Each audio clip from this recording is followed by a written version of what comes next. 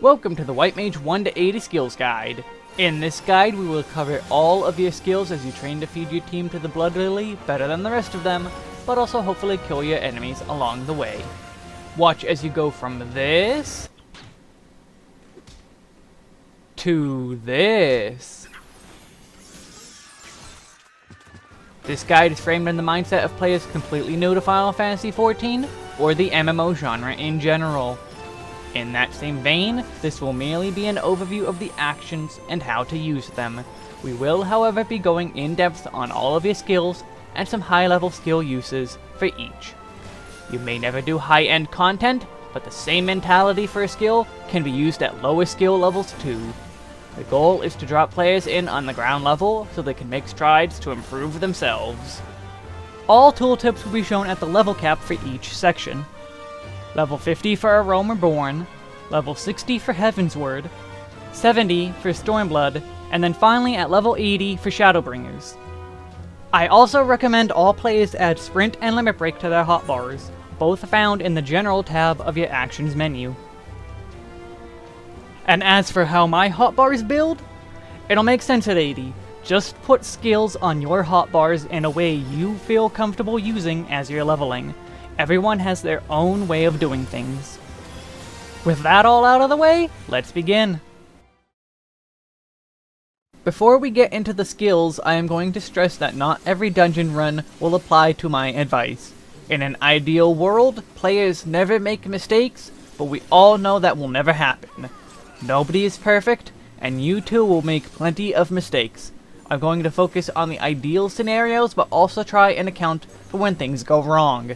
Sometimes you have to account for the worst situations possible. To put it another way, healers have to adjust if they want everyone to live. Also, this is not a healing basics guide. This is going to focus in on White Mage skills specifically, and only slightly mention general healer tactics. Let's get into them. Level 1, Stone. This is a basic attack spell.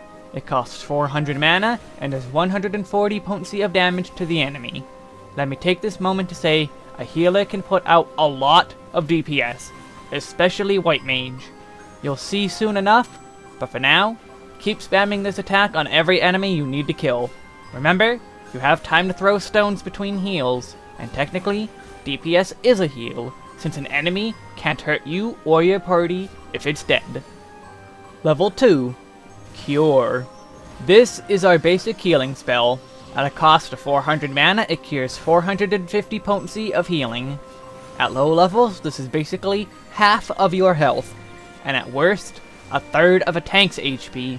Because of how strong your heals are at the low levels, you'll have plenty of time to get comfy in balancing DPS and healing as you level up.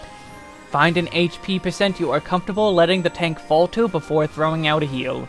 You may start low with 80% HP remaining. I typically only heal when the tank falls to around 50% HP remaining, then spend the next bit of time healing them to full, and then go back to DPS.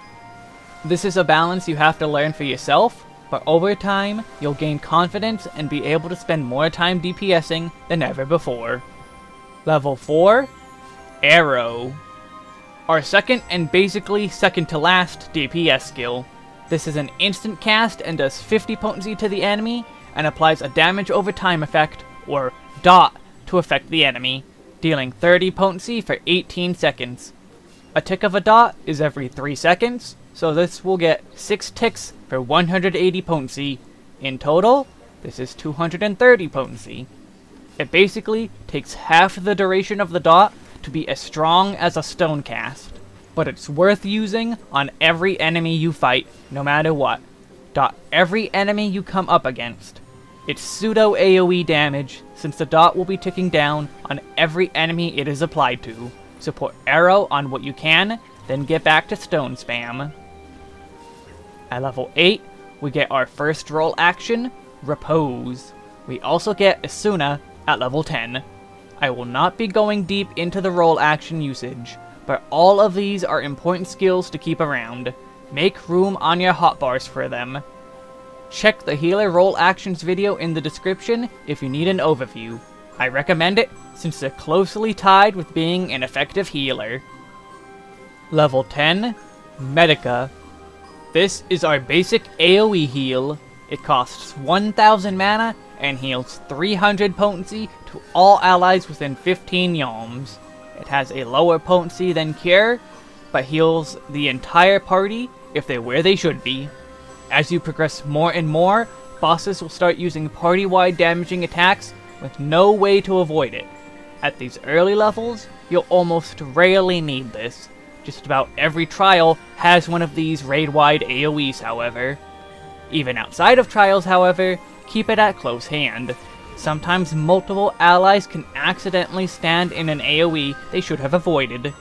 This will instantly fix their mistake and keep them alive in the case that they stand in another avoidable AoE. But also keep in mind the fact that you don't need to be healing scratch damage. If someone takes a tiny hit, not even 25% of their health lost, you're good to just ignore it. Auto regen will take care of it for you. Level 12, Raise. With an MP cost of 2400 and a massive cast time of 8 seconds, this brings a fallen player back to life with a 25% penalty to all offensive stats for 100 seconds. This 25% can stack twice. If any ally dies, raise them as soon as possible. Make sure nobody else is in danger of dying before you start casting though, since you are stuck for a long time. If it's the tank who died, it is especially important to get them up as soon as you can. You and your allies can't take too many hits from enemies, especially compared to tanks. The massive mana cost ensures you can't constantly be raising people, so you are incentivized to be sure people stay alive if it's your fault. Just remember though, you can't save everyone. Something can be their fault and their fault alone. People will die no matter how good you are. Be prepared to get a lot of use out of Raise. A lot of things are out of your control and will force you to heal a lot more than you want to. Level 15, Fluid Aura. Before I get into the skill, you will notice you did not automatically obtain it. That is because it is a class quest skill. You should always do your class quests when they come up, and new skills are the most important reason for it. I will not bring this up for future quest skills, and merely denote it on screen when you have to get a skill from a quest. As for Fluid Aura, unmitigated trash.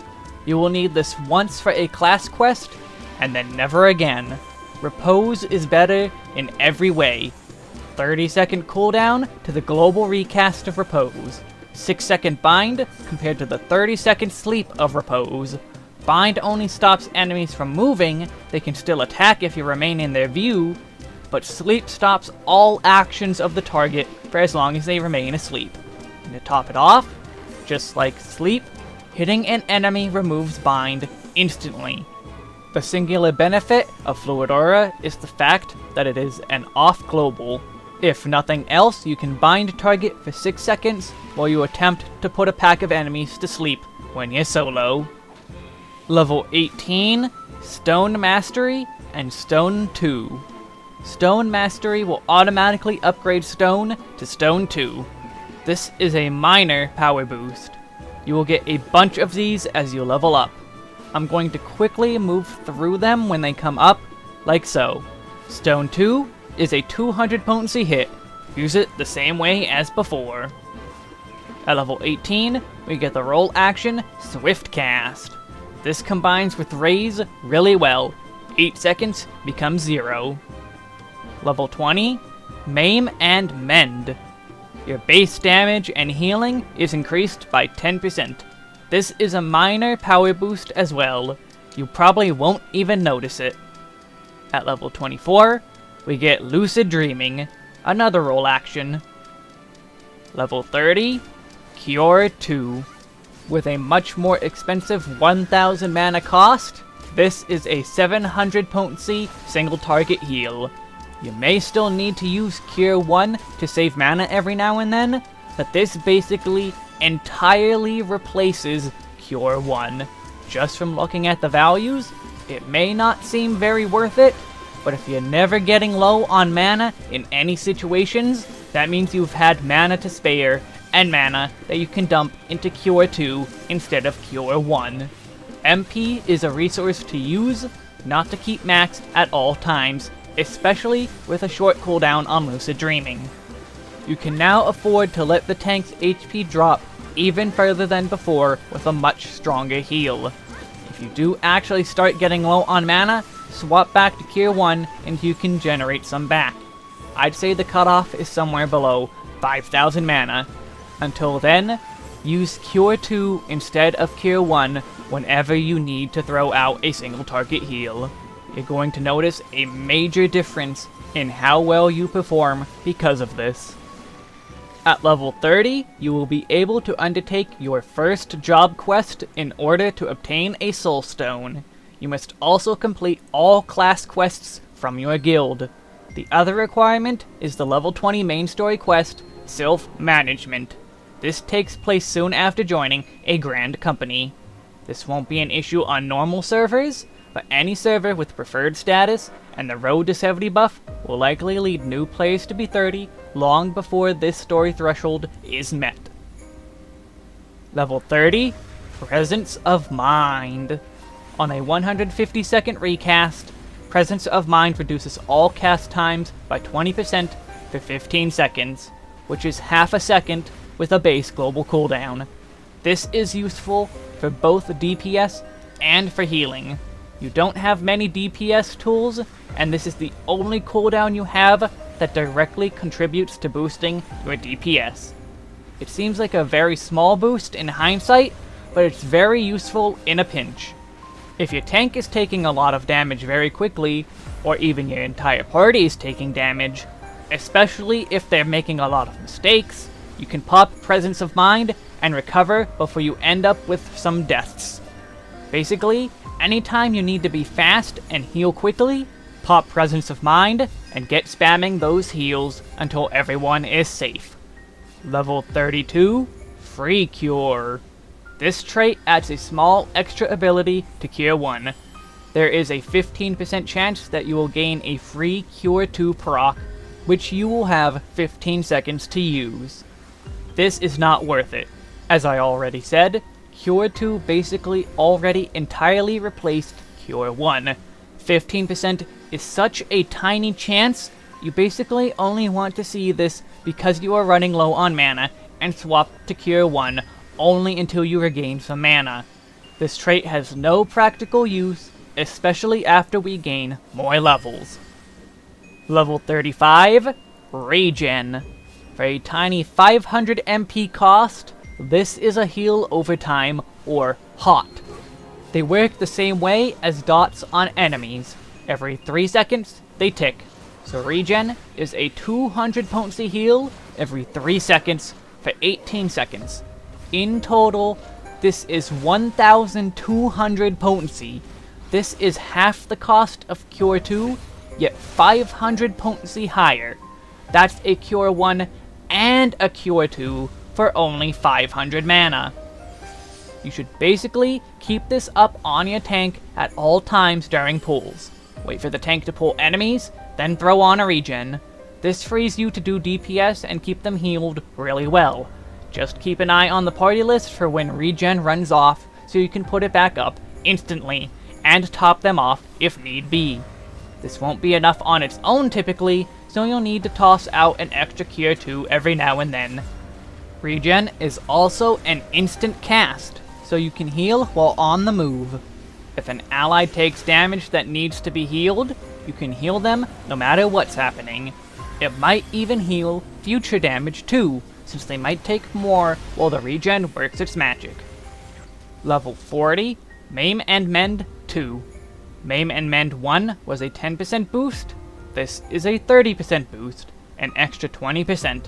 You may actually notice this one, but probably not. Level 40, Cure III. This is going to be the hardest skill in your toolkit to make use of. With a very expensive 1500 MP cost, this cures your target and all allies nearby for 550 potency. The radius is very, very small, only 6 yalms. This size makes it absolutely worthless in 99% of situations. In dungeons, unless you have 2 melee DPS, people tend to spread out way too much, ensuring you'll miss someone in your Cure III. In raids, this is especially pronounced since there are a lot of mechanics that force the party to spread out. It sounds like all doom and gloom, but when Cure III is good, it is amazing. I can't show any specific footage for spoiler reasons, but basically anytime a dragon type of boss of any kind shows up, it will have a move called Akmorn. This is a party stack, which forces everyone to be stacked really tight together. It also hits multiple times in a row very hard. I can't show the fight itself, but I can show the party list during one of these Akmorn attacks, and it is painful. Akmorn is an extreme example, but sometimes it's worth using on other stack marks too, especially in raid environments.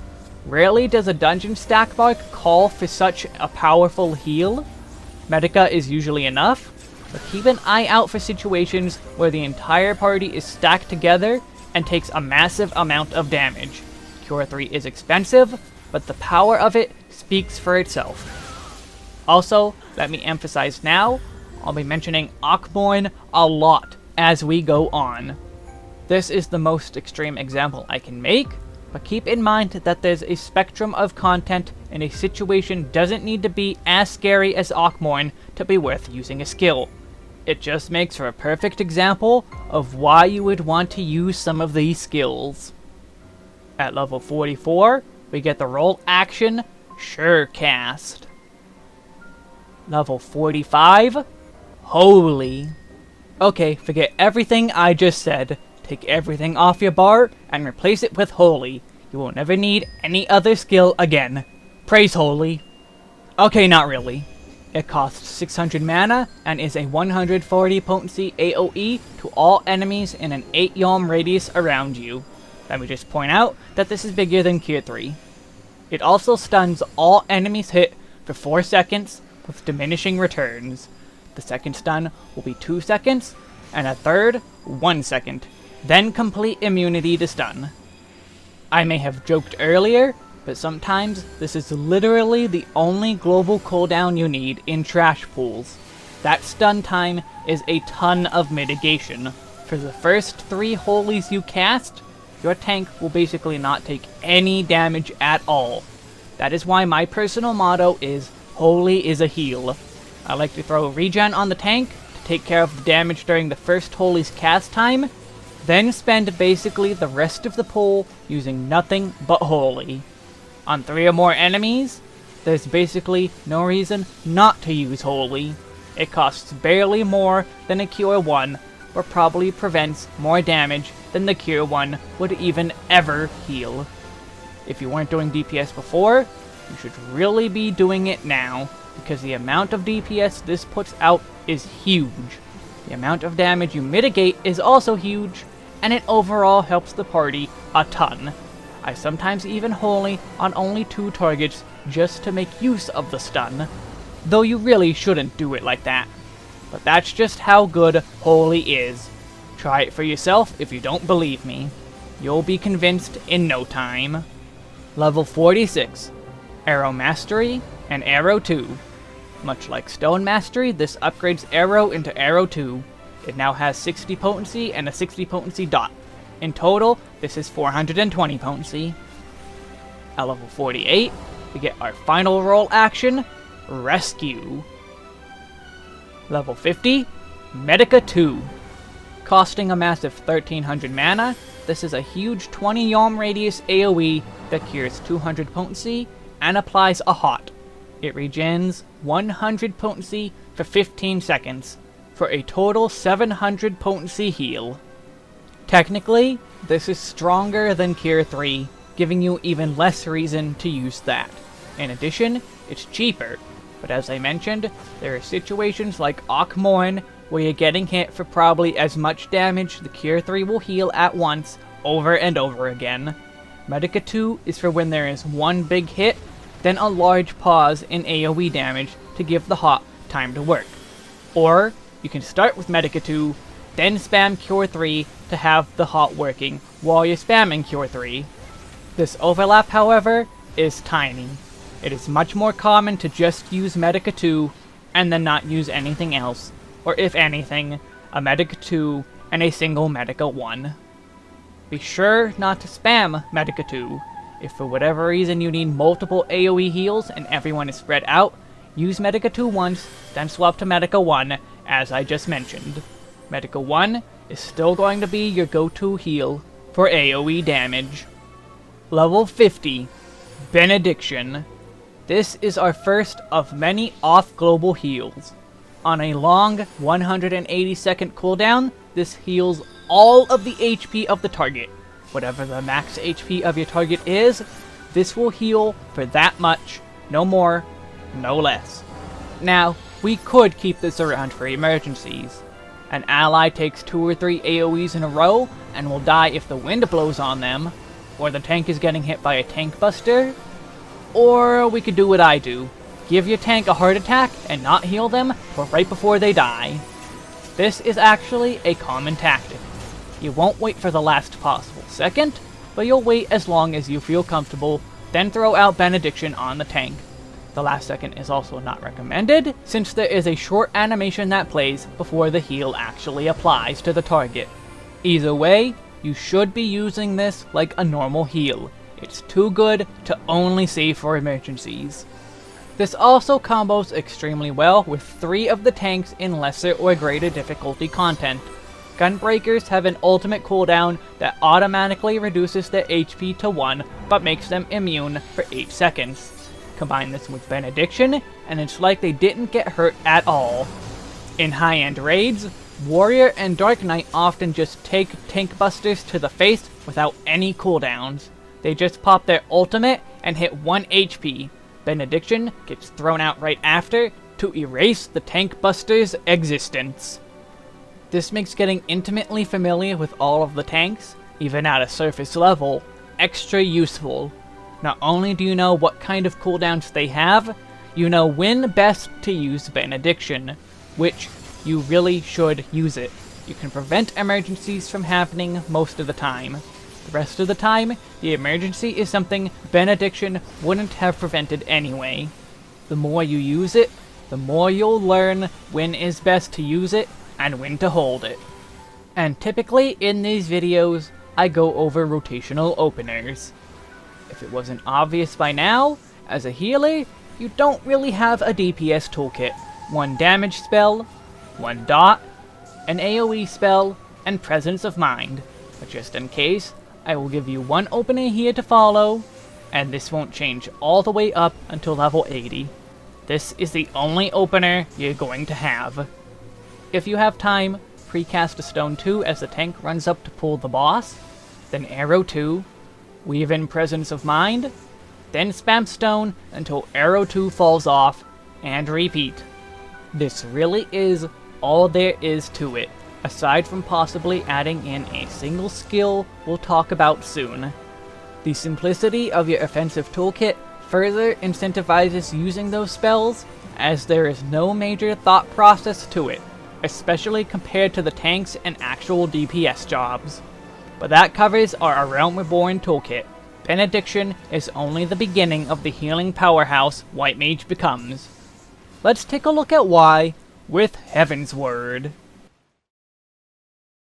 Level 52, Secret of the Lily. We now have a pretty new Lily gauge. Every 30 seconds of combat we experience will add a Lily to the gauge, up to a max of 3. Timer is shown by the blue glow on the gauge.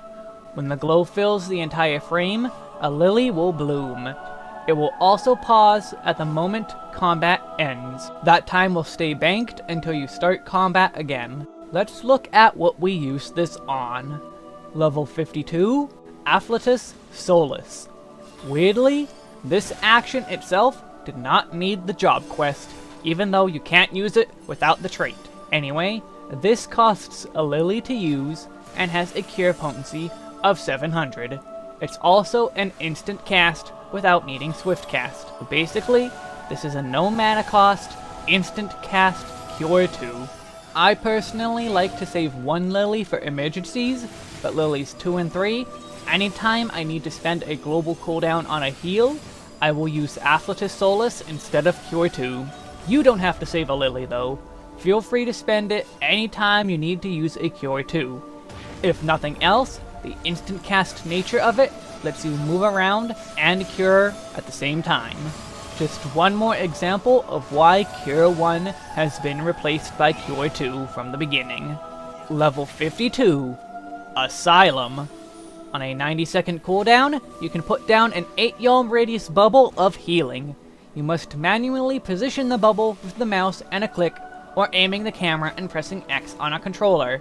Immediately upon placing the bubble, it will heal 100 potency, then start a heal over time for anyone who remains inside the bubble for a total of 24 seconds. In total, this is an 800 potency hot, and a total of 900 potency. The only problem with Asylum is keeping allies inside of it. This is basically the entire reason I use Rescue on White Mage, to make people come join in the Bubble Club. This is more than 3 Medicas, and 200 more than a Medica II, for 0 mana cost and 0 GCD cost. People need to just stand in the bubble, which is bigger than even a Cure III. If nothing else, use this to double regen the tank in trash pools. Regen, Asylum, then spam Holy till your Holy stops to Holy, Holy, Holy, Holy. Holy. Level 54, Stone Mastery II. Stone II is turned into Stone III. Now it does 240 potency, that's all. Level 56, Assize. Assize does both healing and damage on a 45-second cooldown. Both effects have a 15 yalm radius. It deals 400 potency to all enemies it hits, and heals 400 potency to all allies it hits. If it wasn't already obvious, healing potency and damage potency aren't quite the same. It also regenerates 500 MP. It's not a lot of MP, but it adds up quickly with such a low cooldown. We could theoretically put this in our opener after we use Arrow, and I usually do this. However, learn fights as best you can. If the boss is going to do an AoE early into the fight, you might hold on to Assize just so you can instantly heal all the damage done instead of needing to use a Medica cast. You've already seen an uptick in the number of bosses who use raid-wide damage and mechanics, so you have plenty of reasons to use Assize as a heal. But don't shy away from using it in trash pools either. This is a massive damage nuke with a nice heal for the tank attached. This is a powerful skill, so use it as often as you can. Regen, Asylum, Holy, Assize, Holy, Holy, Holy, Holy, Holy, Holy. Can you tell I like Holy yet? Level 58, Thin Air. On a 120-second recast, all spells become free for 12 seconds. All spells, free. There's this thing called mana in the game. White Mage doesn't care about it. Okay, you still care about it a little, but you basically have infinite mana because of this skill alone. You still regenerate MP during Thin Air, so not only do you stop losing mana, you are regenerating mana for the entire duration. In dungeon content, you might as well pop it off anytime you're spamming Holy or any other kind of spell. Or if the tank is as weak as paper, spam some Cure II. In trials and raids, use it anytime there's a lot of raid-wide AoE to heal, like the previously mentioned Ak Morns and Cure III spam.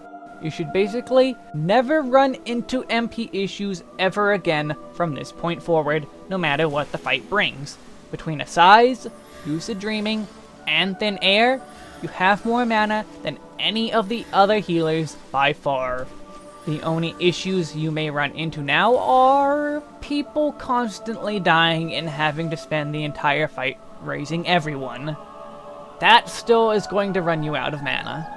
Otherwise, use this every time you're going to be spending a lot of mana at once. Level 60, Tetragrammaton. On a 60-second recast, this is an off-global heal for 700 potency. Nowhere near as powerful as all, but a free Cure II you can weave between globals is amazing. If for whatever reason the tank is taking a lot of damage, you can Cure II, weave in Tetra, and Cure II again, topping them off almost immediately. Needing 2100 potency worth of healing is rare, but it does come up sometimes. Especially if a situation that you would normally Benediction for comes up, like a tank buster and a tank using their ultimate cooldown for. Otherwise, just use this anytime a Cure II or Afflatus Solace would be warranted. DPS stood in an AoE, you stood in an AoE, or the enemies have started to chip away at the tank's health, use Tetragrammaton. It comes off cooldown often enough that it's available for just about everything you could need it for. The rest of the time you can just default back to Afflatus Solace, and if no lilies, Cure II. Heaven's Word was a massive boost to our abilities as a White Mage. It's impossible to top, but some of the abilities you will get later on are on the same power level. We'll see going forward into Stormblood. Level 64, Stone Mastery 3 and Stone 4. Stone 3 becomes Stone 4, now with 280 potency. Same as always, stone between needing to heal. Level 66, Divine Benison. On a very short 30-second cooldown, this is the only real shield you will get as a White Mage. Your target, which can include yourself, will receive a barrier equal to 500 potency of healing. So basically, Cure 1 yourself and add 10% on top to get the strength of a Benison. Depending on how beefy your tank is, you can throw this on your tank before they even pull. Then do what you normally do. Throw a regen, and then spam Holy if it's trash, or just move right into spamming Arrow and Stone on bosses. But quickly, the skill will be back and you'll get even more uses out of it, which there are a variety of things you can shield. Shield the person with vulnerability stacks before a raid wide, even if that's you. Shield a person with a mechanic that nobody else has to deal with. Shield a tank buster. Shield just because you can. That last one, you should probably put on the tank pretty much always. They take the most damage after all. Either way, this is another off-global heal on top of the rest of your kit. It's just one more reason to never spend a GCD healing. We have more than enough off-globals to use, and you should be always using all of them. Level 70, Plenary Indulgence. This has a 60-second cooldown and is a bit awkward to use. Using this will give everyone within 20 yalms, the range of a Medica II, a buff called Confession. This lasts for 10 seconds. Every AoE spell you hit them with will trigger the Confession buff and heal 200 extra potency. Without a lot of spell speed or combining this with Presence of Mind, this is 600 potency potential across 3 GCDs. Add in Presence of Mind, and you can fit in 4 heals in the time limit for 800 potency. This essentially is a much more usable Cure III that also happens to buff Cure III if you can use that instead. Use this anytime your AoE heals seem to need to be a little stronger, or you want to be able to top off everyone's HP without using extra GCDs. And again, that may bring up Akmorn. Big heals needed? This makes them bigger. Try to only use Plenary right before you intend to spam your AoE, since getting all 3 or 4 heals in the time limit is a tight window.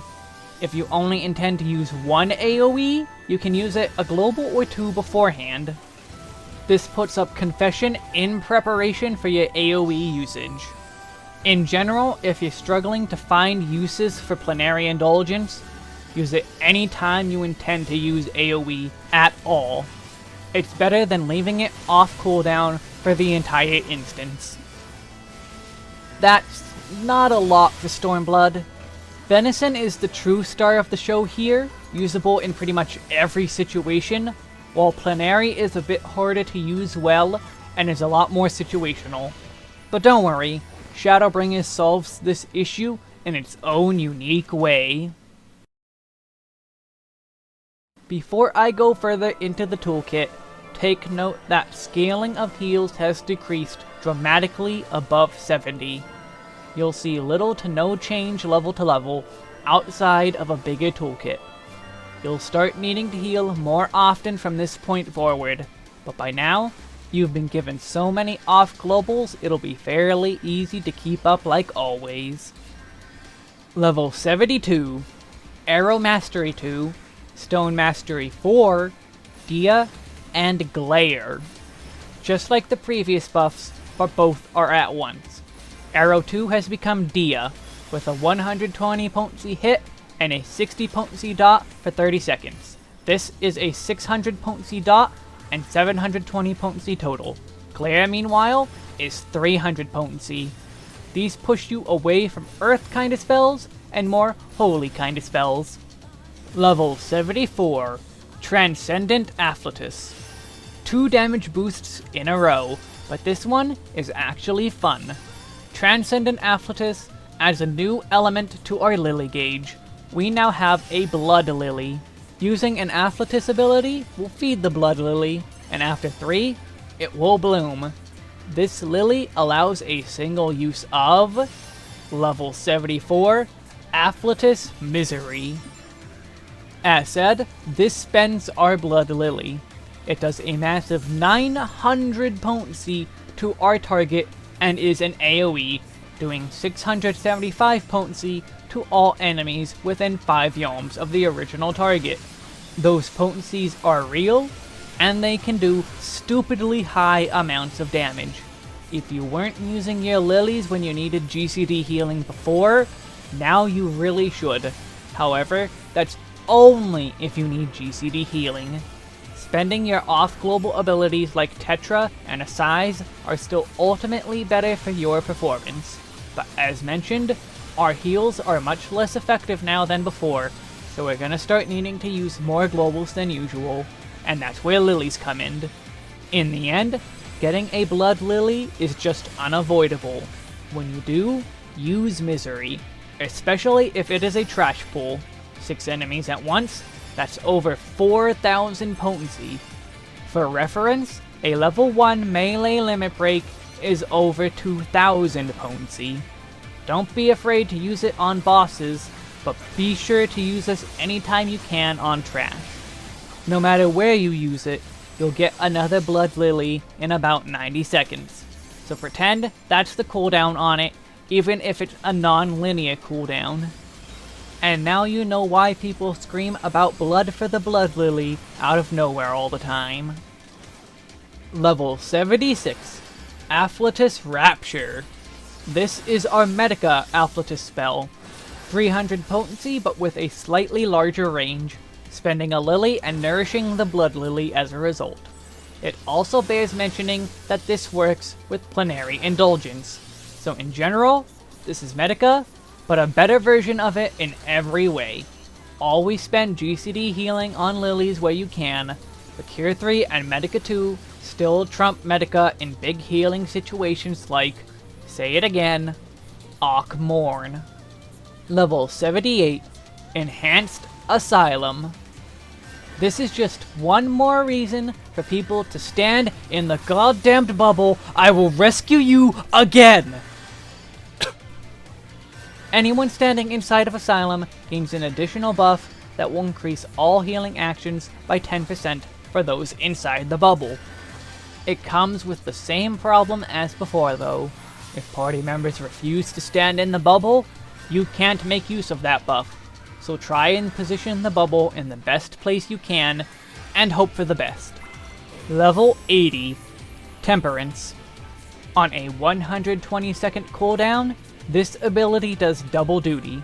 Firstly, it increases your healing magic potency by 20%, which by itself is a really strong boost. Secondly, it reduces damage for all party members within 30 yalms of you, which is basically the size of any boss arena in the game, if you stand in the middle of it at least, by 10% for a full 20 seconds. So not only can you heal a lot more, you prevent a lot of damage to begin with.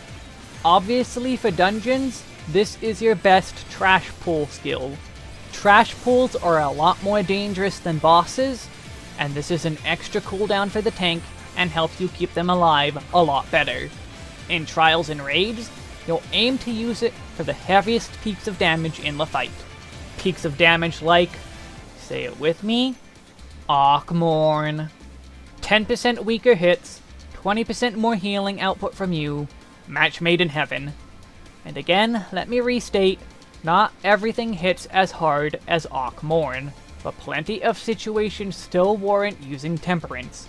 Raid-wide damage spam from the boss, ad phase that has multiple painful hitting ads, tons of situations like that.